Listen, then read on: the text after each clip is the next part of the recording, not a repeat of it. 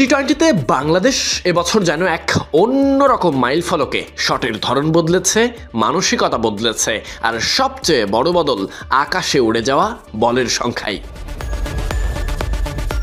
2025 সালে বাংলাদেশ ছুঁয়ে ফেলেছে এক নতুন আকাশরেখা। প্রথমবারের মতো এক পঞ্জিকা বর্ষে 2 শতাধিক ছক্কা, সংখ্যাটা 206, যা শুধু এক রেকর্ড নয়, বিশ্বকাপের আগে টাইগারদের নিয়ে যা ভাবতে বাধ্য করছে নতুন করে। গত বছর যেখানে বাংলাদেশ সর্বোচ্চ ওভার বাউন্ডারি মেরেছিল 122টা, সেখানে এবছর সেই সংখ্যাকে পিছনে ফেলে বাংলাদেশ দেখিয়েছে টি-20 ব্যাটিংয়ের আধুনিকতা। বছরের সবশেষ ম্যাচ যার বড় প্রমাণ। এবছর সবচেয়ে বেশি ছক্কা মেরেছে অস্ট্রিয়া শীর্ষে, যারা 326খানা ছক্কা মেরে, তারপর পাকিস্তান 235টা। আর টেস্ট খেলুড়ে দলগুলোর মধ্যে বাংলাদেশ উঠে এসেছে তৃতীয় স্থানে, পাকিস্তান আর ওয়েস্ট ইন্ডিজের পরে। এদিকে টাইগারদের অর্জনে গর্জনে সাইফ হাসান, লিটন কুমার দাস, এই যেমন তানজিদ হাসান তামিম 27 ইনিংসে 41খানা ছক্কা মারেন। তার প্রতিটি ব্যাট সুইং যেন নতুন প্রজন্মের আত্মবিশ্বাস।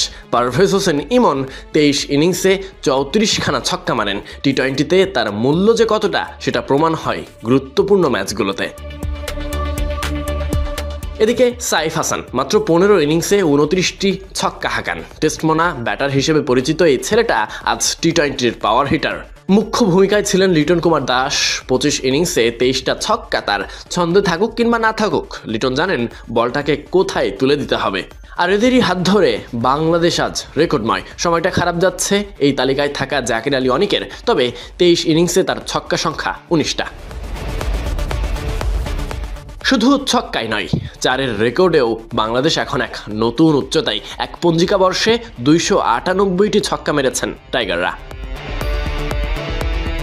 বিশ্বকাপের আগে এক দারুণ সুখবর, বদলে যাওয়া ব্যাটিং মানসিকতা, বেড়ে ওঠা আক্রমণাত্মক ব্যাটিং, সব মিলিয়ে বাংলাদেশ দল এখন আগের চেয়ে অনেক বেশি আত্মবিশ্বাসী। পরিসংখ্যান বলছে এই দল এখন আর শুধু রান তোলাই নয়, মাঠের সীমানা আর নিজেদের সীমাবদ্ধতা দুটোই পেরোতে শুরু করেছে।